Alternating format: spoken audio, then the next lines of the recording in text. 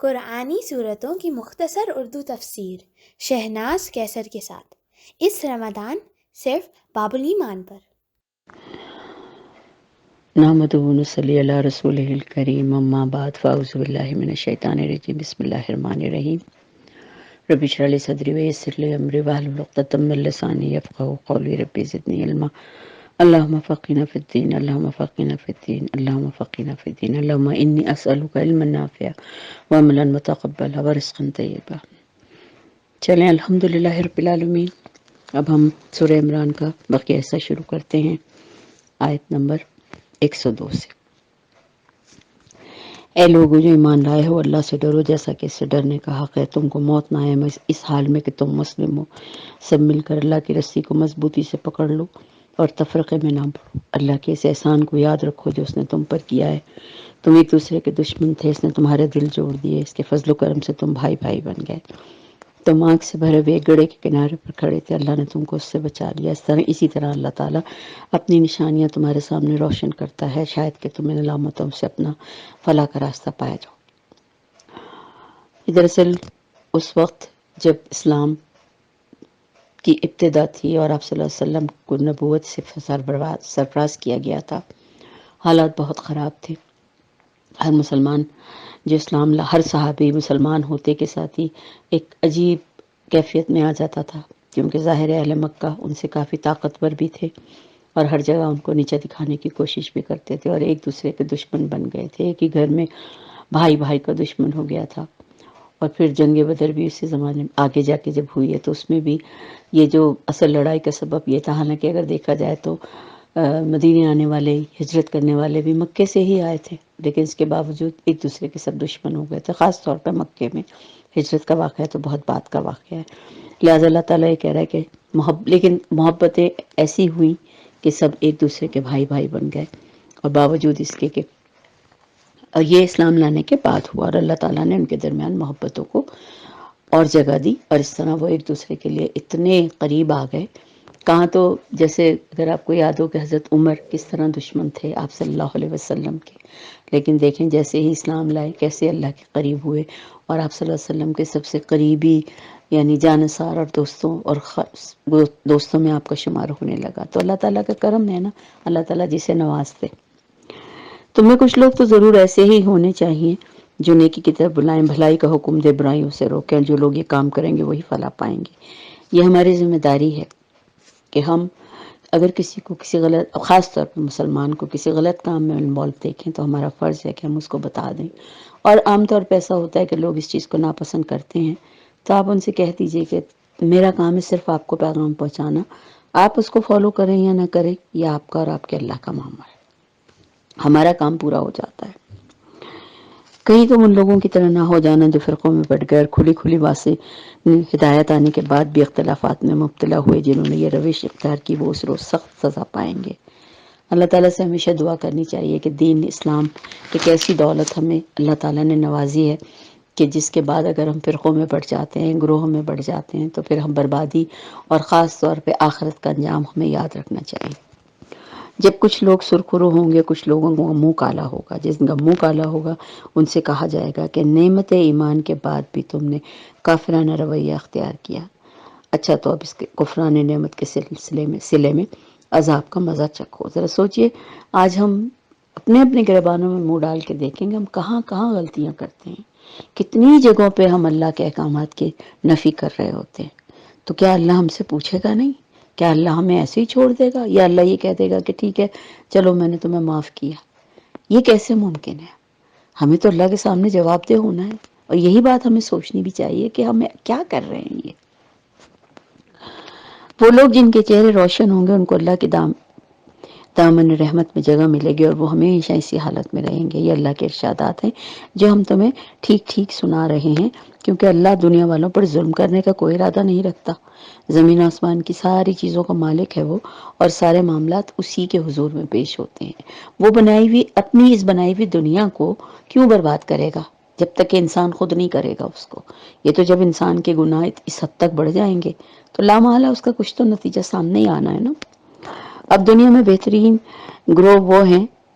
تم میں سے جو انسانوں کی ہدایت کے لیے اور اصلاح کے لیے جن کو دنیا میں اور اس میدان میں لایا گیا ہے۔ تم نیکی کا حکم دیتے ہو، بدی سے روکتے ہو اور اللہ پر ایمان رکھتے ہو۔ یہی امت محمدیہ کا سب سے بڑا کام ہے، کیونکہ ہمیں بنایا اسی لیے گیا ہے کہ ہم امر بالمعروف اور انل منکر پہ کام کریں، کہ ہم معروف کام کا حکم دیں، لوگوں کو سمجھائیں اور برائیوں سے روکیں۔ اور یہ کوئی ضروری نہیں کہ بہت بڑے پیمانے پہ کیا جائے، آپ اپنے گھر سے بھی شروع کر سکتے ہیں۔ چھوٹی چھوٹی چیزوں میں ہم اگر دین کا خیال رکھیں،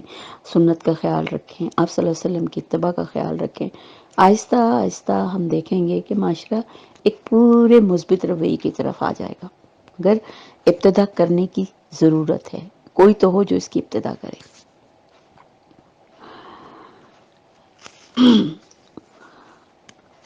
یہ اہل کتاب اگر ایمان لاتے تو ان کے حق میں بہتر تھا، اگرچہ ان میں کچھ لوگ ایماندار بھی پائے جاتے ہیں، مگر ان کے بیشتر افراد نافرمان ہیں۔ یہ تمہارا کچھ نہیں بگاڑ سکتے، زیادہ سے زیادہ تمہیں ستا سکتے ہیں۔ اگر یہ تم سے لڑیں تو مقابلے میں پیٹھ دکھائیں گے، یا پھر ایسے بے بس ہوں گے کہ کہیں سے ان کو مدد نہ ملے گی۔ یہ جہاں بھی گئے ان پر ذلت کی مار ہی پڑی،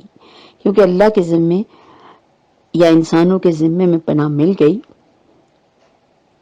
تو یہ اور بات ہے۔ یعنی اکثر یہ سوال پیدا ہوتا ہے کہ یہ لوگ اتنے فلرش کر رہے ہیں دنیا میں، تو اللہ کہہ رہے ہیں نا کہ کہیں اگر اللہ کے ذمے یا انسانوں کے ذمے میں ان کو کوئی پناہ مل گئی تو زیادہ تر ان کو ان کے جو اپنے ہی بڑے ممالک یا بڑے لوگ ہیں وہ پناہ دے رہے ہوتے ہیں، ورنہ اللہ کی طرف سے تو کسی قسم کی پناہ ان کے لیے نہیں ہے۔ اور دوسری بات یہ ہے کہ یہ بھی اللہ کی حکمت ہے، اللہ ہی بہتر جانتا ہے کہ کیا وجہ ہے کہ ان کو ڈھیل مل رہی ہے، ہم اس سلسلے میں کچھ نہیں کہہ سکتے۔ یہ اللہ کے غضب میں گھر چکے ہیں اور ان پر محتاجی اور مغلوبی مسلط کر دی گئی ہے، اور یہ سب کچھ اس وجہ سے ہوا کہ یہ اللہ کی آیات سے کفر کرتے رہے، انہوں نے پیغمبروں کو ناحق قتل کیا، یہ ان کی نافرمانی اور زیادتیوں کا انجام ہے۔ مگر سارے اہل کتاب یکساں نہیں ہیں، ان میں کچھ ایسے بھی ہیں جو راہ راست پر قائم ہیں، راتوں کو اٹھ کر اللہ کی آیات کو پڑھتے ہیں، اس کے آگے سجدہ ریز ہوتے ہیں، اللہ اور روز آخرت پر ایمان رکھتے ہیں اور نیکی کا حکم دیتے ہیں، برائیوں سے روکتے ہیں اور بھلائی کے کاموں میں سرگرم رہتے ہیں۔ یہ صالح لوگ ہیں، اور جو نیکی بھی یہ کریں گے اس کی قدر کی جائے گی، اور اللہ پرہیزگاروں کو خوب جانتا ہے۔ رہے وہ لوگ جنہوں نے کفر کا رویہ اختیار کیا، اللہ کے مقابلے میں نہ تو ان کا کچھ مال کام آئے گا، نہ ان کی اولاد، اور وہ تو آگ میں جانے والے ہی لوگ ہیں اور آگ ہی میں ہمیشہ رہیں گے۔ اور جو کچھ وہ اپنی اس دنیا کی زندگی میں خرچ کر رہے ہیں اس کی مثال اس ہوا کی سی ہے جس میں پالا ہو، یعنی جس میں اوس ہو، اور وہ ان لوگوں کی کھیتی پر چلے جنہوں نے اپنے اوپر ظلم کیا تو وہ اسے برباد کر کے رکھ دے۔ کھیتی اگر پوری تیار ہو اور اس کے اوپر سے اگر پالا گزر جائے، یا اگر دھند کی یا اوس کی پوری ایک لہر گزر جائے تو پوری کھیتی ختم ہو جاتی ہے۔ اللہ نے ان پر ظلم نہیں کیا، در حقیقت وہ خود اپنے اوپر ہی ظلم کر رہے ہیں، اور حقیقت بھی یہ ہے کہ ہم سارے انسان جو کچھ بھی کر رہے ہیں، اگر ہم اچھائی کرتے ہیں تو وہ بھی ہمارے لیے ہی اپنے لیے ہے، اور اگر ہم برائی کرتے ہیں تو وہ بھی ہمارے لیے ہی ہے، کیونکہ اللہ کو تو ہماری طرف سے کسی اور چیز کی ضرورت ہی نہیں ہے، اللہ تو بے نیاز ہے ہر چیز سے۔ یہ ساری چیزیں تو ہم اپنی بقا کے لیے کر رہے ہیں۔ اے لوگوں جو ایمان لائے ہو، اپنی جماعت کے لوگوں کے سوا کسی ایک دوسرے کو اپنا رازدار نہ بناؤ، کیونکہ وہ تمہاری کسی خرابی کے موقع سے فائدہ اٹھانے میں نہیں چوکتے۔ یعنی اپنی کمزوریوں یا اپنی کسی بھی بات میں ان کو شریک نہ کرو۔ تمہیں جس چیز سے نقصان پہنچے وہی ان کو محبوب ہے، ان کے دل کا بغض ان کے منہ سے نکلا پڑتا ہے، اور وہ جو کچھ اپنے سینوں میں چھپائے ہوئے ہیں وہ اس سے شدید تر ہیں۔ بظاہر دیکھنے میں یہ دوست ہیں، بظاہر دیکھنے میں ایسا لگتا ہے کہ ان سے بڑھ کر ہمارا ہمدرد کوئی نہیں ہے، لیکن در حقیقت ایسا ہے نہیں۔ اصل کہانی تو اللہ ہی جانتا ہے، اسی لیے اللہ بار بار ہمیں اس بات کے لیے مطلع کر رہا ہے کہ ان کو کبھی اپنا دوست یا ولی نہ بنانا۔ ہم نے تمہیں صاف صاف ہدایات دے دی ہیں، اگر تم عقل رکھتے ہو تو ان سے تعلق رکھنے میں احتیاط برتو گے۔ تم ان سے محبت رکھتے ہو مگر وہ تم سے محبت نہیں رکھتے، حالانکہ تم تمام کتاب آسمانی کو مانتے ہو۔ ظاہر ہے ہم تو حضرت عیسیٰ کو بھی مانتے ہیں، حضرت موسیٰ کو بھی مانتے ہیں، اور ان کتابوں کو بھی مانتے ہیں، لیکن یہ نہ ہمارے قرآن کو مانتے ہیں، نہ ہی ہمارے محمد صلی اللہ علیہ وسلم کو مانتے ہیں۔ جب وہ تم سے ملتے ہیں تو کہتے ہیں کہ ہم نے بھی تمہارے رسول اور تمہاری کتاب کو مان لیا ہے، مگر جب جدا ہوتے ہیں تو تمہارے خلاف ان کے غیظ و غضب کا حال یہ ہوتا ہے کہ اپنی انگلیاں چبانے لگتے ہیں۔ یہ اس وقت کے جو بنی اسرائیل کے لوگ تھے، یہودی تھے یا منافقین تھے، وہ یہی کرتے تھے کہ بظاہر دیکھنے میں تو ایسے آپ صلی اللہ علیہ وسلم کے گرویدہ اور دوست بنے ہوئے ہوتے تھے کہ آپ ان سے بڑھ کر کوئی دوست ہے ہی نہیں، لیکن جیسے ہی ان محفلوں سے نکلتے تو غصے کے مارے اپنی انگلیاں چبانے لگتے تھے۔ تو ان سے کہہ دو کہ اپنے غصے میں آپ جل مرو، اللہ دلوں کے چھپے ہوئے راز جانتا ہے، تمہارا بھلا ہوتا ہے تو ان کو برا لگتا ہے۔ یہ مسلمانوں کو کہا جا رہا ہے کہ تمہیں اگر کوئی بھی بھلائی اللہ کی طرف سے ملتی ہے تو وہ ان کو پسند نہیں ہے، ان کو بہت بری لگتی ہے۔ کوئی فتح، کسی قسم کی کوئی کامیابی ان کو پسند نہیں آتی، اور اگر تم پر کوئی مصیبت آتی ہے تو یہ بہت خوش ہوتے ہیں، مگر ان کی کوئی تدبیر تمہارے خلاف کارگر نہیں ہو سکتی بشرطے کہ تم صبر سے کام لو اور اللہ سے ڈر کر کام کرو۔ جو کچھ بھی یہ کر رہے ہیں اللہ اس پر حاوی ہے۔ مسئلہ صرف یہی ہے، ہم اللہ کے راستے پر چلیں، اللہ کو لے کر چلیں تو یقیناً آنے والا کل اللہ تعالی ہمارے لیے ہی راستے کھولنے والا ہے۔ اے پیغمبر، مسلمانوں کے سامنے اس موقع کا ذکر کرو جب تم صبح سویرے اپنے گھر سے نکلے تھے اور احد کے میدان میں مسلمانوں کو جنگ کے لیے جا بجا مامور کر رہے تھے۔ اللہ ساری باتیں سنتا ہے اور وہ بہت باخبر ہے۔ یاد کرو جب تم میں سے دو گروہ بزدلی دکھانے پر آمادہ ہو گئے، حالانکہ اللہ ان پر موجود تھا ان کی مدد کو، اور مومنوں کو تو اللہ ہی پہ بھروسہ کرنا چاہیے۔ اصل میں یہ احد کے جنگ کے موقع پر ہوا تھا کہ مسلمان جو ہے خاصی مطلب تعداد میں چلے تھے اور پھر منافقین بھی ان کے ساتھ تھے، لیکن بس وہی بات ہے نا کہ منافقین کو عین وقت پہ دھوکہ دینا ہوتا ہے، لہٰذا ان کا جو سردار تھا عبداللہ بن ابی، اس نے فوراً یہ کہہ دیا کہ نہیں، مطلب ہم تو واپس جا رہے ہیں، یہ مسلمانوں کے پاس، ہمارے پاس تو کوئی جنگ کے سامان بھی نہیں ہے اور ہتھیار بھی نہیں ہے، تو ہم اپنی جان کو خطرے میں کیوں ڈالیں۔ اس طرح وہ 300 آدمیوں کو لے کے نکل گیا، جبکہ یہ تقریباً 800 کے قریب تھے۔ اب اور ان کی دیکھا دیکھی کئی مسلمانوں کے ایمان بھی ڈاواڈول ہو گئے تھے، تو لہٰذا اب وہ وہاں پر بہت کم مسلمان باقی رہ گئے تھے جو جنگ کے میدان میں جاتے، تو آپ صلی اللہ علیہ وسلم کے لیے خاصی مطلب ایک پریشانی کا وہ تھا، لیکن آپ صلی اللہ علیہ وسلم کو تو خیر اللہ پہ پورا بھروسہ تھا کہ اللہ ضرور مسلمانوں کی مدد کرے گا، اور حالانکہ وہ جانتے تھے کہ اس سے پہلے بھی اللہ جنگ بدر میں مسلمانوں کی مدد کر چکا تھا۔ حالانکہ اللہ وہی کہہ رہا ہے کہ اس سے پہلے جنگ بدر میں بھی اللہ تمہاری مدد کر چکا تھا اور تم کو اللہ ہی پہ بھروسہ رکھنا چاہیے، حالانکہ اس وقت تم بہت کمزور تھے، لہٰذا تم کو چاہیے کہ اللہ کی ناشکری سے بچو، امید ہے کہ تم شکر گزار بنو گے۔ اے نبی، یاد کرو جب تم مومنوں سے کہہ رہے تھے کہ کیا یہ تمہارے لیے بات کافی نہیں کہ اللہ 3000 فرشتے اتار کر تمہاری مدد کرے؟ بے شک اگر تم صبر کرو اور خدا سے ڈرتے ہوئے کام کرو، جس دشمن تمہارے اوپر چڑھ آئیں گے، اسی آن تمہارا رب 3000 یا 5000 نشان زدہ فرشتوں سے تمہاری مدد کرے گا۔ جنگ بدر میں یہی ہوا تھا، کیونکہ وہاں تو بالکل 113 مسلمان تھے اور وہ 1000 تھے، تو اللہ تعالیٰ نے وعدہ کیا تھا کہ میں فرشتوں کی مدد کے ذریعے آپ کی مدد کروں گا۔ لہٰذا آپ صلی اللہ علیہ وسلم مسلمانوں کا ایمان بڑھا رہے تھے، ان کے دل کو تسلی دے رہے تھے کہ بھلا آپ کیوں اس طرح سوچ رہے ہیں کہ آپ ہار جائیں گے؟ اللہ بڑا غفور الرحیم ہے، اللہ نے وعدہ تو کیا ہے کہ وہ فرشتوں سے آپ کی مدد کرے گا۔ لہٰذا یہ بات اللہ نے تمہیں اس لیے بتا دی ہے کہ تم خوش ہو جاؤ، تمہارے دل مطمئن ہو جائیں۔ یہ اللہ تعالیٰ نے پہلے ہی بتا دیا تھا اور آپ صلی اللہ علیہ وسلم نے بھی اعلان بھی کروا دیا تھا، لیکن وہی بات ہے نا، انسان بعض اوقات شیطان کے اس میں اتنا ہوتا ہے کہ ڈگمگا سا جاتا ہے۔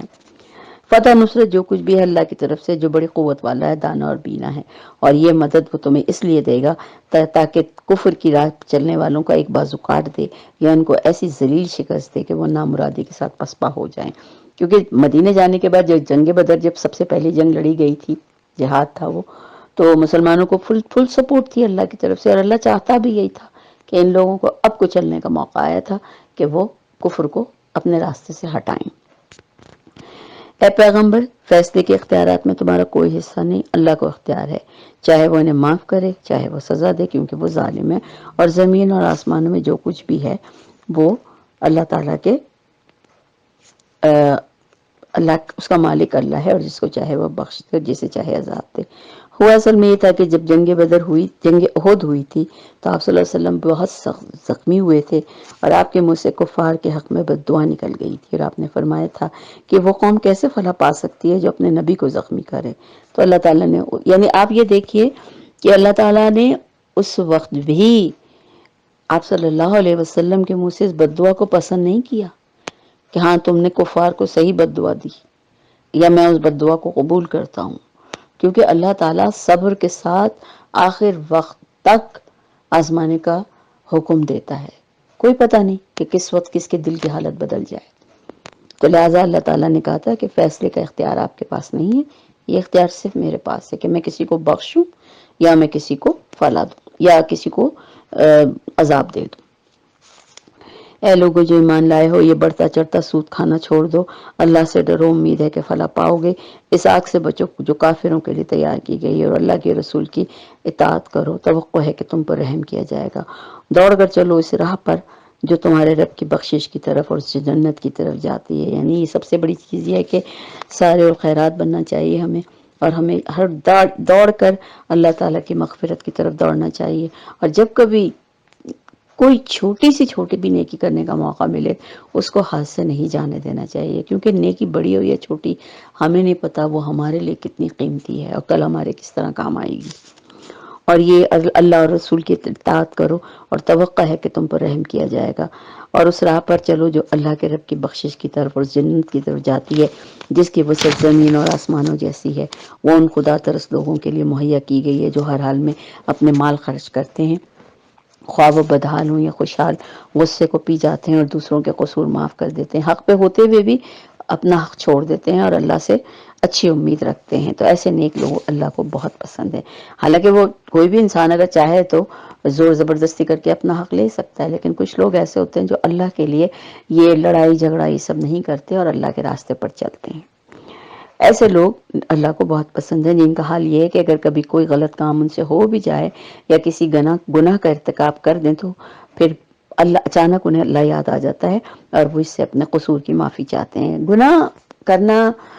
انسان کی فطرت میں شامل ہے، کیونکہ انسان کا لفظی مطلب ہی نسی سے ہے، نسی کا مطلب ہے بھولنے والا، تو اگر ہم بھول جاتے ہیں اللہ سے وعدہ بھی کرتے ہیں، توبہ بھی کرتے ہیں، لیکن اس کے باوجود اگر بھول جاتے ہیں تو بھی ہمارا فرض یہ ہے کہ فوراً نماز پڑھیں، اللہ سے دعا کریں، 2 رکعت نماز توبہ پڑھیں، اللہ سے دعا کریں کہ اللہ ہمارے اس گناہ کو بخش دے، اور وعدہ کریں کہ اللہ ہم آج کے بعد یہ گناہ دوبارہ نہیں کریں گے۔ تو اللہ سب سے بڑا غفور الرحیم ہے، وہ ہمارے دلوں کے حال کو جانتا ہے، وہ ضرور مدد کرے گا ہماری، اور اس پہ کامل بھروسہ رکھیں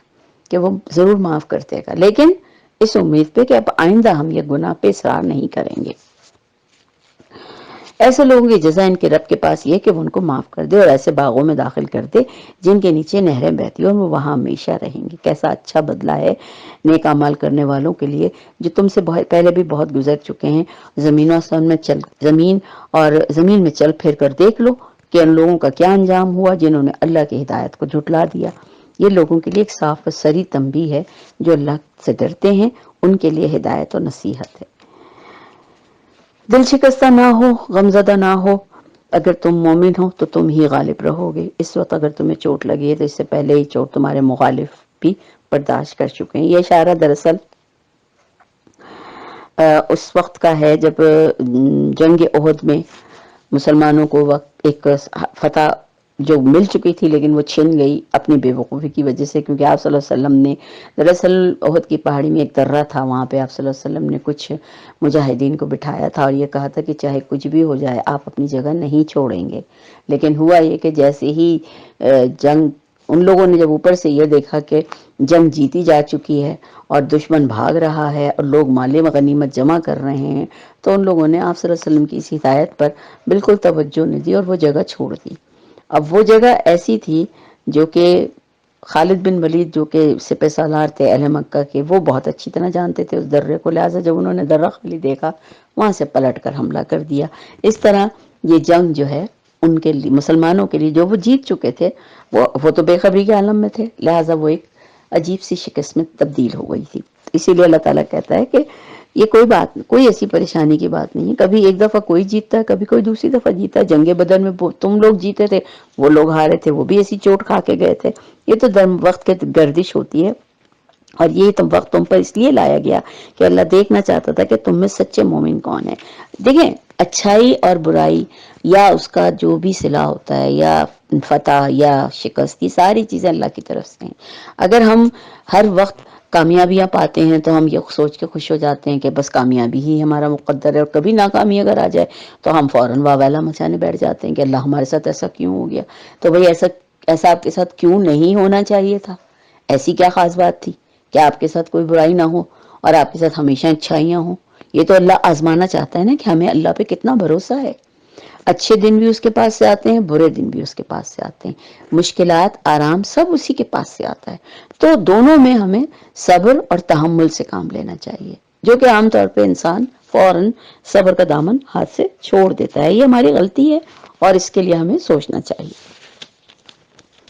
اور اللہ تعالیٰ ان لوگوں کو چھانٹ لینا چاہتا تھا جو واقعی راستے پر ہوں اور سیدھے راستے پر ہوں، اس لیے ہمیں ہمیشہ اس چیز کا خیال رکھنا چاہیے، کیونکہ ظالم لوگ اللہ کو پسند نہیں، وہ اس آزمائش کے ذریعے سے مومنوں کو الگ کاٹ چھانٹ کر کافروں کی سرکوبی کر دینا چاہتا تھا۔ کیا تم نے یہ سمجھ رکھا ہے کہ یوں ہی جنت میں چلے جاؤ گے؟ حالانکہ ابھی تو اللہ نے یہ دیکھا ہی نہیں کہ تم میں سے کون ہے وہ لوگ جو اس کی راہ میں جانے لڑانے والے، اس کی خاطر صبر کرنے والے ہیں۔ تم تو موت کی تمنائیں کر رہے تھے، مگر یہ اس وقت کی بات تھی جب موت سامنے نہ آئی تھی، اب وہ تمہارے سامنے آ گئی ہے، تم نے اسے دیکھ لیا۔ مطلب یہ کہ جب ہار جاتا ہے نا انسان تو پھر راستے سے ذرا ہٹ جاتا ہے، تو اس لیے اللہ تعالیٰ کہتا ہے کہ، اور خاص طور پہ جیسے جنگ احد میں بھی یہی ہوا، پھر جنگ خندق میں بھی آگے جا کے کافی مشکلات کا سامنا ہوا، تو لوگ گھبرا گئے تھے اس وقت، صحابہ کرام بھی تو اللہ سے مدد مانگ رہے تھے۔ تو اللہ تعالیٰ نے یہی کہا کہ آپ یہ کیسے چاہتے ہیں، اور یہ پیغام ہمارے لیے بھی ہے کہ ہم یہ کیسے چاہ رہے ہیں کہ ہم تو بغیر کسی پریشانی اور بغیر کسی تکلیف کو جھیلے جنت میں چلے جائیں گے۔ یہ تو اللہ کا طریقہ ہی نہیں ہے۔ اللہ تعالیٰ پہلے تو ہمیں دیکھے گا نا کہ کیا واقعی ہم جنت میں جانے کے قابل بھی ہیں کہ نہیں ہیں، کیونکہ اس نے کہا ہے رزق میں دوں گا، جنت تم خود کماؤ گے دنیا میں۔ اب جب جنت کمانے کا جو بھی طریقہ ہمارا ہوگا، ہم اللہ کے سامنے اسی سے سرخرو ہو سکتے ہیں۔ محمد اس کے سوا کچھ نہیں کہ بس ایک رسول ہے، ان سے پہلے اور بھی رسول گزر چکے ہیں، پھر اگر کیا وہ مر جائیں یا قتل کر دیا جائیں تو تم لوگ الٹے پاؤں پھر جاؤ گے؟ یاد رکھو جو الٹا پھرے گا وہ اللہ کا کچھ نقصان نہ کرے گا، البتہ جو اللہ کے شکر گزار بندے بن کر رہیں گے انہیں اس کی جزا دے گا وہ۔ دین ہم اسلام کس لیے فالو کرتے ہیں کہ یہ اللہ نے ہمارے لیے پسند کیا اور ہم اللہ کی رضا کے لیے کرتے ہیں۔ آپ صلی اللہ علیہ وسلم ایک بشر تھے، ظاہر ہے آپ کی بھی وصال ہونا تھا، تو اللہ یہ تک کہتا ہے کہ اگر محمد کا وصال ہو گیا تو کیا تم اپنا دین سے پھر جاؤ گے؟ ہم نے دین محمد صلی اللہ علیہ وسلم کے لیے نہیں اپنایا تھا، ہم نے اللہ کے لیے کیا تھا، تو لہٰذا اسی لیے اس بات کا خاص خیال رکھنا چاہیے۔ خیر الحمدللہ رب العالمین، ہم لوگ جتنے بھی آگے چلے جائیں لیکن پھر بھی ہمیں کم از کم لا الہ الا اللہ محمد رسول اللہ یاد بھی رہتا ہے، اور ہم اس کو پڑھتے بھی ہیں، لیکن ساتھ ساتھ ہمارے اعمال میں بھی اس کو نظر آنا چاہیے۔ کوئی زیرو اللہ کے اذن کے بغیر نہیں مر سکتا، موت کا وقت تو لکھا ہوا ہے۔ جو شخص ثواب دنیا کے ارادے سے کام کرے گا اس کو ہم دنیا ہی میں دے دیں گے، اور جو ثواب آخرت کے ارادے سے کام کرے گا وہ آخرت میں پائے گا، اور شکر کرنے والوں کو ہم ان کی جزا ضرور دیں گے۔ اس سے پہلے کتنے ہی نبی گزر چکے ہیں جن کے ساتھ مل کر بہت سے خدا پرستوں نے جنگ کی اور اللہ کی راہ میں ان پر بڑی مصیبتیں نازل ہوئی، مگر وہ دل شکستہ نہیں ہوئے، ہمت نہیں ہاری انہوں نے، نہ ہی کمزوری دکھائی، نہ وہ باطل کے آگے سرنگوں ہوئے۔ جو لوگ حق کے راستے پہ چلنے والے ہوتے ہیں نا، وہ کبھی اللہ کے سوا کسی کے سامنے اپنا سر نہیں جھکاتے، کتنی بھی مشکلیں ان کے سامنے آ جائیں گی لیکن ان کو پتا ہوتا ہے کہ جو راستہ ہم نے چنا ہے اس میں یہ مشکلات آئیں گی، لیکن ان مشکلات کو ہم نے کس طریقے سے پورا کرنا ہے یہ بھی ان کو آتا ہے، لہٰذا وہ صبر و شکر کے ساتھ ان راستوں پر گامزن رہتے ہیں۔ اللہ ایسے ہی صابروں کو پسند کرتا ہے، کیونکہ اللہ کو صابر لوگ بہت پسند ہیں۔ اور ان کی دعا بس یہ تھی کہ اے ہمارے رب، ہماری غلطیوں اور کوتاہیوں کو درگزر فرما، ہمارے کام میں تیرے حدود میں اگر کوئی چیز تجاوز کر گئی ہے اور تو اسے معاف کر دے، اے اللہ ہمارے قدم جما دے اور کافروں کے مقابلے میں ہماری مدد کر۔ آخرکار اللہ نے ان کو دنیا میں ثواب دیا اور اس سے بہتر ثواب آخرت بھی عطا کیا۔ اللہ کو ایسے نیک عمل لوگ پسند ہیں،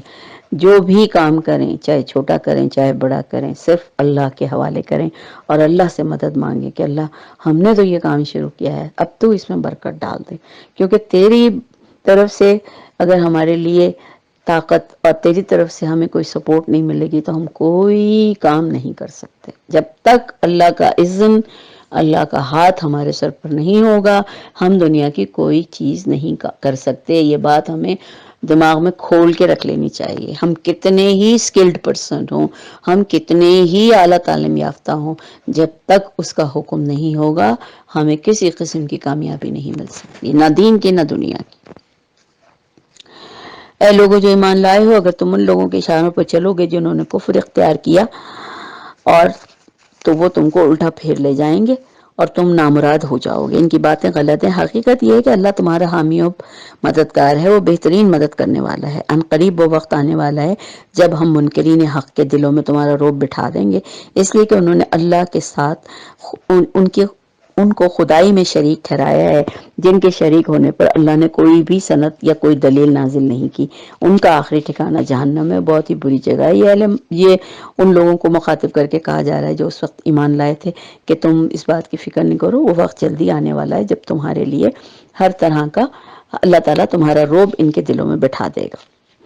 اللہ تعالیٰ نے تائید و نصرت کا جو وعدہ تم سے کیا تھا وہ اس نے پورا کر دیا. ابتدا میں اس کے حکم سے ہی تم ان کو قتل کر رہے تھے، مگر جب تم نے کمزوری دکھائی، اپنے کام میں اختلاف کیا، جو ہی وہ چیز اللہ نے تمہیں دکھائی جس کی محبت میں تم گرفتار تھے، یعنی مال غنیمت، تو تم اپنے سردار کے حکم کی خلاف ورزی کر بیٹھے. یہ جنگ احد کا واقعہ ہے. اس لیے کہ تم میں سے کچھ لوگ دنیا کے طالب تھے اور کچھ آخرت کی خواہش رکھتے تھے، اور تب اللہ نے تمہیں کافروں کے مقابلے میں پسپا کر دیا تاکہ تمہاری آزمائش کرے. اور حق یہ ہے کہ اللہ نے پھر بھی معاف کر دیا، کیونکہ مومنوں پر اللہ کی بڑی نظر ہوتی ہے، بڑی عنایت ہوتی ہے. یاد رکھو تم بھاگے چلے جا رہے تھے اور کسی طرف جب جنگ وہ ہارنے لگے تھے جنگ احد میں، تو بس میدان جنگ چھوڑ کے بھاگنے لگے. اور پھر کسی نے ایک دم ایک افواہ اڑا دی تھی کہ آپ صلی اللہ علیہ وسلم شہید ہو گئے ہیں، تو اس وجہ سے بھی انہوں نے کہا اب جب ہمارا لیڈر ہی نہیں رہا تو ہم کیا کریں. جبھی تو اللہ نے کہا ہے کہ اگر رسول اللہ صلی اللہ علیہ وسلم اس دنیا سے وصال کر جائیں گے تو کیا تم دین سے پھر جاؤ گے. یعنی اگر آپ تمہارا لیڈر اگر ختم ہو گیا ہے تو تم جنگ کا میدان چھوڑ کے بھاگ جاؤ گے. تو اس لیے آپ صلی اللہ علیہ وسلم پیچھے سے پکار بھی رہے تھے، لیکن پھر بھی کسی نے کوئی توجہ نہیں دی تھی. تو لہٰذا اللہ تعالیٰ نے تم کو رنج پہ رنج دیے تاکہ آئندہ کے لیے تمہیں سبق ملے کہ جو کو تمہارے ہاتھ سے جائے یا جو مصیبت نازل ہو اس پر ملول نہ ہو. اللہ سب جانتا ہے. کوئی چیز ہاتھ سے چلی جائے کوئی بات نہیں، ہو سکتا ہے اس چیز پہ ہمارا نام ہی نہ ہو، وہ ہمارے نصیب میں نہیں لکھی گئی ہوگی، تو ابھی تو وہ چھین لی اللہ نے. تو اس میں گھبرانے کی کیا بات ہے؟ کیونکہ جب کوئی چیز ہمیں اچانک مل جاتی ہے تب تو ہم نہیں سوچتے اس چیز کے لیے کہ یہ چیز اللہ نے ہمارے لیے لکھی. ہم تو سمجھتے ہیں وہ ہمارا حق ہے، ہمیں ملنی ہی تھی. تو پھر جب کوئی تکلیف ملے تو اس پہ بھی سوچے نا کہ ہمارا حق ہے کہ ہمیں جب اچھائی ملی تو برائی بھی مل سکتی ہے. اس غم کے بعد اللہ نے تم میں سے کچھ لوگوں پر ایسے اطمینان کی سی حالت طاری کر دی کہ وہ اونگنے لگے، سو گئے، تھک گئے تھے بری طرح، تو لہٰذا جنگ کی اتنی بھاگ دوڑ تھی لہٰذا وہ سو گئے. مگر ایک دوسرا گروہ جس کے لیے ساری احمد بس اپنی ہی ذات کی تھی اللہ کے متعلق، اب کیا ہوا، چونکہ جنگ ہار چکے تھے اور منافق تو کچھ تو تھے ہی. اور پھر سب سے بڑی بات ہے نا، ایسے موقع پہ ایمان ڈاواں ڈول ہوتے دیر نہیں لگتی. تو کچھ تو لوگ سو گئے، تھک گئے تھے، سو گئے اطمینان سے، اور کچھ جو ہیں وہ آپس میں غلط قسم کی باتیں کرنے لگے کہ جو کہ سراسر حق کے خلاف تھے. یہ لوگ کہتے ہیں کہ اس کام کے چلانے میں ہمارا بھی کوئی حصہ ہے. ان سے کہو کسی کا کوئی حصہ نہیں، اس کام کے اختیارات تو اللہ کے ہاتھ میں ہیں. وہ مطلب ان کا یہ کہ جیسے ہم تو خامخواہ آ کے پھنس گئے، ہم تو اگر ہم نہ آتے تو ہمارے ساتھ یہ سب مسائل نہ ہوتے. تو اللہ تعالیٰ تو یہ سب تو اللہ کے اختیار میں ہے نا. جس کو جانا ہے، جس کو جنگ میں جانا ہے، کس کو جنگ میں نہیں جانا ہے، اس کا فیصلہ تو اللہ ہی کرے گا نا. ہم تو صرف ایک نیت ہی باندھتے ہیں. تو اللہ تعالیٰ کہتا ہے یہ سارے اختیارات اللہ کے پاس ہیں. دراصل یہ لوگ اپنے دلوں میں جو بات چھپائے ہوئے ہیں اسے تم پر ظاہر نہیں کرتے. ان کا اصل مطلب یہ ہے کہ اگر قیادت میں ہمارا کچھ حصہ ہوتا تو ہم یوں نہ ہارتے اور یوں نہ مارے جاتے. تو ان سے کہہ دو اگر تم اپنے گھروں میں بھی ہوتے تو جن لوگوں کی موت لکھی ہوئی ہے وہ خود بخود چل کے اپنی قتل گاہوں کی طرف آتے. اور یہ معاملہ اس وقت پیش آیا تو اس لیے تھا کہ جو کچھ تمہارے سینوں میں پوشیدہ ہے اللہ اسے آزما لے، اور جو کھوٹ تمہارے دلوں میں ہے اسے چھانٹ لے. اللہ دلوں کا حال خوب جانتا ہے. یہ تو ہوتا ہے نا کہ لوگ اکثر اس قسم کی باتیں بناتے ہیں کہ اگر ہم یوں نہ کرتے تو یوں ہو جاتا، اچھا اگر ہماری حکومت یہ نہ کرتی تو یہ ہو جاتا. ہم یہ نہیں سوچتے حکومت تو جو کر رہی ہے سو کر رہی ہے، پہلے ہم بھی تو اپنے آپ کو دیکھ لیں کہ ہم کیا کر رہے ہیں، ہمارا کون سا کام ہے جو ہم کر رہے ہیں کیا پورا. تم میں سے جو لوگ مقابلے کے دن پیٹ پھیر گئے تھے، ان کی اس لغزش کا سبب یہ تھا کہ ان کی کمزوری کی وجہ سے شیطان نے ان کے قدم ڈگمگا دیے تھے. اللہ نے انہیں معاف کر دیا. اللہ بہت بڑا معاف کرنے والا ہے. اللہ ظاہر ہے اللہ تعالیٰ مومنوں پہ ہمیشہ رحم اور شفقت رکھتا ہے. اے لوگوں جو ایمان لائے ہو، کافروں کی سی باتیں نہ کرو جن کے عزیز و اقارب اگر کبھی سفر پہ جاتے ہیں، جنگ میں شریک ہوتے ہیں اور وہاں کسی حادثے سے دوچار ہو جاتے ہیں تو وہ کہتے ہیں کہ اگر وہ ہمارے پاس ہوتے تو نہ مارے جاتے نہ قتل ہوتے۔ بھلا یہ بھی کوئی بات ہے؟ اگر کسی کی موت آئی ہوئی ہے تو وہ کہیں بھی بیٹھا ہوا ہوگا، اسے تو موت آئے گی، چاہے وہ باہر ہو چاہے وہ گھر میں ہو۔ آدمی آرام سے گھر میں بیٹھا ہوتا ہے، اچانک کسی کام سے باہر نکلتا ہے، چلو ایکسیڈنٹ ہوا، اگر اس کی موت لکھی تھی تو ختم ہو گیا۔ موت کا تو وقت ایک متعین ہے نا، اس کو تو جب آنا ہے وہ جب بھی آئے گی۔ تو اس پہ یہ کہنا کہ وہ یہاں ہوتے تو ایسا ہو جاتا، وہاں ہوتے ویسا ہو جاتا، یہ سب بیکار کی باتیں، ایسی باتیں یہ باتیں کفر کی باتیں ہیں۔ ہمیں ان چیزوں کے لیے اللہ پہ صابر ہونا چاہیے۔ جس کی زندگی جتنی لکھی ہوئی ہے وہ اس سے نہ تو ایک لمحہ زیادہ جیے گا اور نہ ہی ایک لمحہ کم جیے گا۔ موت آئی، گیا بندہ، ختم۔ اگر تم اللہ کی راہ میں مارے جاؤ یا مر جاؤ تو اللہ کی رحمت اور بخشش جو تمہارے حصے میں آئے گی وہ ان ساری چیزوں سے زیادہ بہتر ہے جنہیں یہ لوگ دنیا میں جمع کرتے ہیں۔ خواہ تم مرو یا مارے جاؤ، بہرحال سب کو سمٹ کر اللہ کی طرف ہی جانا ہے۔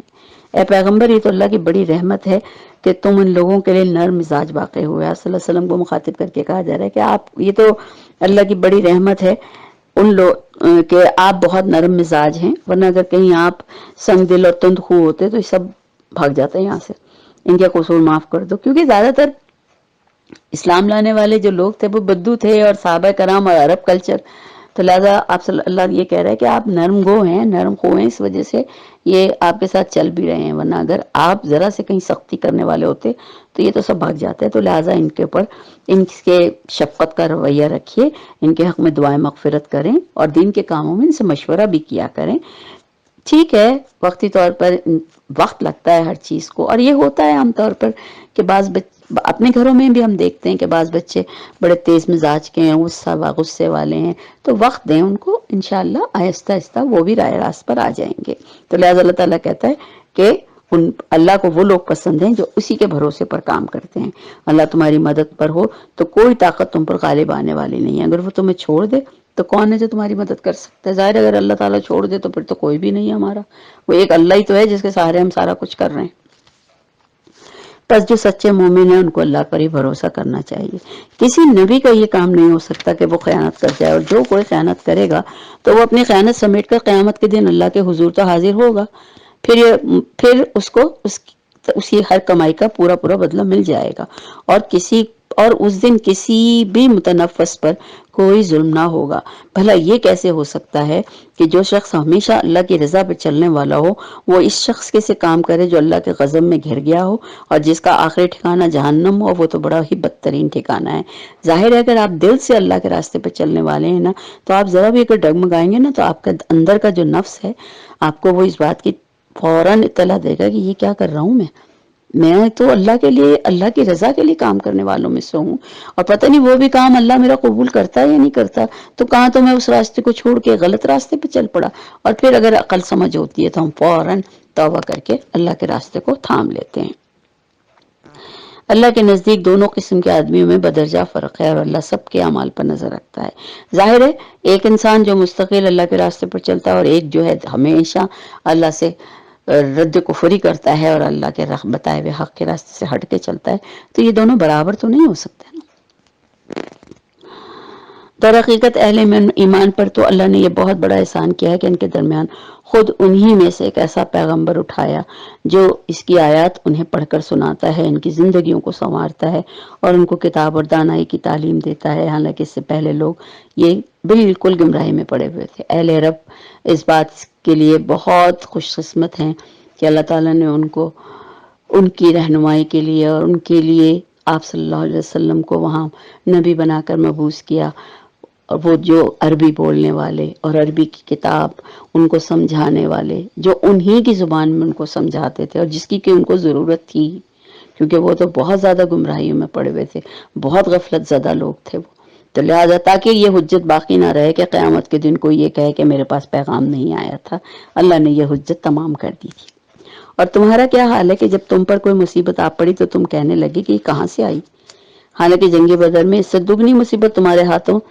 مخالف پر پڑ چکی ہے۔ یعنی اللہ تعالیٰ کہتا ہے کہ جنگ احد میں تھوڑی سی تکلیف آئی تو تم نے کہا یہ کیسے ہو گیا، یعنی تم کو یہ زوم ہو گیا تھا کہ ہم مسلمان ہیں تو ہم پر کوئی تکلیف نہیں آ سکتی، تو یہ کیا بات، یہ تو اس سے دگنی مصیبت تو ان لوگوں پر بھی آ چکی ہے۔ اے نبی ان سے کہو یہ مصیبت تمہاری اپنی لائی ہوئی ہے، اللہ ہر چیز پر قادر ہے۔ جو نصار لڑائی کے دن تمہیں پہنچا وہ اللہ کے اذن سے تھا، اس لیے تھا کہ اللہ دیکھ لے کہ تم میں سے مومن کون ہے، منافق کون۔ اور منافق جب ان سے کہا گیا کہ آؤ اللہ کی راہ میں جنگ کرو یا کم از کم اپنے شہر کی مدافعت ہی کرو، تو کہنے لگے اگر ہمیں علم ہوتا کہ آج جنگ ہوگی تو ہم ضرور تمہارے ساتھ چلتے۔ یہ بات وہ جب کہہ رہے تھے جب وہ ایمان کی بنسبت کفر سے زیادہ قریب تھے، منافق تھے نا، ظاہر موت سے ڈرتے تھے، لہٰذا جب یہ کہا گیا کہ بھائی ہمارے ساتھ جنگ میں ساتھ دو تو کہنے لگے لو اب ہمیں تو سب سے پہلے تو یہ بہانہ بنایا کہ ہمیں تو بہت سو کو تو جنگ آتی ہی نہیں، تو لہٰذا اللہ تعالیٰ کہتا ہے کہ یہ اصل میں ایمان سے زیادہ کفر کے قریب تھے، کیونکہ جو لوگ کفر کے قریب ہوں گے وہی اس قسم کی باتیں کریں گے نا۔ اپنی بات زبانوں سے وہ باتیں کہتے ہیں جو ان کے دلوں میں نہیں ہوتی، اور جو دلوں میں چھپاتے ہیں اللہ اسے خوب جانتا ہے، یعنی دل میں کچھ ہوتا ہے منہ پہ کچھ ہوتا ہے، ایک منافق کی سب سے بڑی نشانی ہوتی ہے۔ یہ وہی لوگ ہیں جو خود تو بیٹھے رہے اور ان کے بھائی بہن جو لڑنے گئے مارے گئے ان کے متعلق انہوں نے کہہ دیا کہ اگر وہ ہماری بات مان لیتے اور جنگ میں نہ جاتے تو بچ جاتے، مارے نہ جاتے۔ ان سے کہو اگر تم اپنے اس قول میں سچے ہو تو جب تمہاری خود موت آئے تو ٹال کر دکھا دینا۔ جو لوگ اللہ کی راہ میں قتل ہوئے انہیں مردہ نہ سمجھو، وہ تو حقیقت میں زندہ ہیں اور اپنے رب کے پاس سے رزق پا رہے ہیں۔ جو شہید ہو جاتے ہیں وہ اللہ کے پاس سے رزق پاتے ہیں، اور جو کچھ اللہ نے اپنے فضل سے ان کو دیا اس پر بہت خوش ہیں، اور ان کے لیے کوئی خوف اور رنج نہیں ہے، وہ اللہ کے اس انعام پر بہت خوش ہیں، اور ان کو معلوم ہو چکا ہے کہ اللہ مومنوں کے اجر کو ضائع نہیں کرتا۔ ایسے مومنوں کے اجر کو جنہوں نے زخم کھانے کے بعد بھی اللہ اور رسول کی پکار پر لبیک کہا، کیونکہ بہت سے جنگ احد سے جو لوگ مشرکین کئی چھوڑ کے چلے گئے، جب انہیں ہوش آیا تو انہوں نے سوچا کہ یہ ہم نے کیا حرکت کی کہ محمد کی طاقت کو تو توڑنے کا بڑا اچھا موقع ملا تھا تو ہم اسے کھو کر چلے آئے۔ چنانچہ پھر انہوں نے فوراً ہی مدینے پر دوبارہ حملہ کر دیا، لیکن واپس ان کی ہمت ہی نہ پڑی، اور پھر یہ وہ تھے جنہوں نے واپس مکے پہ یعنی خالد بن ولید کے ساتھ تھے۔ خالد بن ولید اس وقت مسلمان نہیں ہوئے تھے اور انہوں نے اس درے میں سے گھوم کر مسلمانوں پر حملہ کیا تھا، لیکن جب وہاں سے بھی تھوڑا پسپائی کر کے اور آگے پہنچے تو سوچا کہ مدینے پہ حملہ کر دیں، لیکن پھر ان کی ہمت نہ ہوئی۔ تو ادھر آپ صلی اللہ علیہ وسلم کو بھی چونکہ یہ اندیشہ تھا کہ یہ لوگ پھر پلٹ کے حملہ نہ کریں، تو لہٰذا آپ صلی اللہ علیہ وسلم نے ان کے پیچھے پھر ایک دستہ بھیجا تھا، اور اس طرح اللہ تعالیٰ نے ان کو یہ کہا کہ یہ خاص طور پہ وہ حالانکہ جنگ میں وہ اتنے زخمی ہو چکے تھے وہ، لیکن جیسے ہی آپ صلی اللہ علیہ وسلم نے ان کو کہا کہ نہیں دوبارہ جانا ہے ان کا پیچھا کرنا ہے تو فوراً چلے گئے تھے۔ دیکھیے محبت رسول کیا ہے، کیا تھی، اور آج ہمارے پاس کیا محبت ہے، مقابلہ دیکھیے ذرا۔ جن لوگوں سے یہ کہا کہ تمہارے خلاف بڑی فوجیں جمع ہوئی تو ان سے ڈرو، تو یہ سن کر ان کا ایمان اور بڑھ گیا۔ انہوں نے جواب دیا ہمارے لیے ہمارا اللہ کافی ہے اور وہ بہترین کارساز ہے، اور پھر وہ اللہ کے فضل سے نعمت کے ساتھ اور فضل کے ساتھ لوٹ آئے۔ ان کو کسی قسم کا بھی ضرر نہ پہنچا اور اللہ کی رضا پر چلنے کا شرف بھی مل گیا۔ اللہ بہت بڑا فضل فرمانے والا ہے۔ اب تمہیں معلوم ہو گیا کہ وہ دراصل شیطان تھا جو اپنے دوستوں سے خواہ ڈرا رہا تھا کہ لہذا تم آئندہ انسانوں سے نہ ڈرنا، مجھ سے ڈرنا اگر تم صاحب ایمان ہو۔ شیطان ہمیشہ دلوں میں نا وسوسے ڈال دیتا ہے، اچھا یہ یوں ہوگا تو یوں ہو جائے گا، اچھا یہ ہوگا تو یہ ہو جائے گا، تو اس لیے کبھی بھی جب دل آپ اللہ کی طرف مائل کر لیں، اللہ جو کچھ کرنے والی ذات ہے وہ تیری ہے، بس ہم تجھ پر کامل یقین رکھتے ہیں، ہمارا بھروسہ تیرے اوپر ہی ہے، اور صبر کے ساتھ وقت کا مقابلہ کریں، اللہ خود بخود راہیں استوار کر دیتا ہے۔ اے پیغمبر، جو لوگ آج کفر کی راہ میں بڑی دوڑ دھوپ کر رہے ہیں ان کی سرگرمیاں تمہیں آزودہ نہ کریں، یہ اللہ کا کچھ بھی نہ بگاڑ سکیں گے۔ اللہ کا ارادہ یہ ہے کہ ان کے لیے آخرت میں کوئی حصہ نہ رکھے، بالآخر ان کو سخت سزا ملنے والی ہے، اور ان کے لیے اور جو لوگ ایمان کو چھوڑ کر کفر کے خریدار بنے ہیں ان کے لیے بہت سخت سزا ان کے لیے رکھی گئی ہے، اور جو لوگ ایمان کو چھوڑ کر اللہ کے راستے پر چھوڑ کر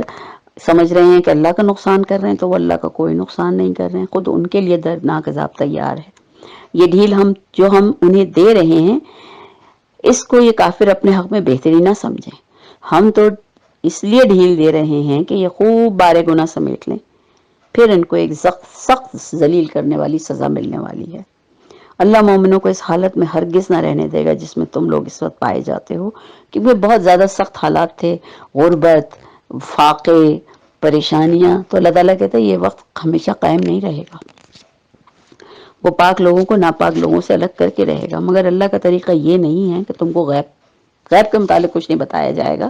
وقت آنے پر تم کو سب کچھ مل جائے گا۔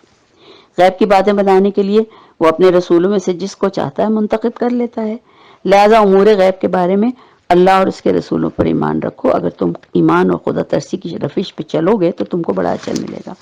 رسولوں کو بھی اور نبیوں کو بھی اگر غیب کی باتوں کا علم کی بات ہے تو وہ اتنی ہی باتیں جو اللہ کے پاس سے وحی کی شکل میں ان کے پاس آتی ہیں، اس کے علاوہ ان کے پاس کوئی اور علم نہیں ہوتا، ان کو مکمل کوئی غیب کا علم نہیں ہے۔ جن لوگوں کو اللہ نے اپنے فضل سے نوازا اور پھر وہ بخل سے کام لیتے ہیں، وہ اس خیال میں نہ رہیں کہ یہ بخیلی ان کے لیے اچھی ہے، نہیں، بخیلی کسی کے بھی حق میں اچھی نہیں ہوتی، یہ بہت بری ہے۔ جو کچھ وہ اپنی کنجوسی سے جمع کر رہے ہیں وہی قیامت کے دن ان کے گلے کا طوق بن جائے گا، اور زمینوں اور آسمانوں کی میراث تو اللہ ہی کے لیے ہے، اور جو کچھ تم کرتے ہو اللہ اس سے باخبر ہے۔ اللہ کے راستے کے لیے یا اپنے احباب کے راستے کے لیے، کسی کے لیے بھی اگر اللہ نے آپ کو نوازا ہے، بخالت مت دکھائیے، جو آپ کر سکتے ہیں کریے۔ اللہ بڑا غفور رحیم ہے اور بہت وسعت دینے والا ہے۔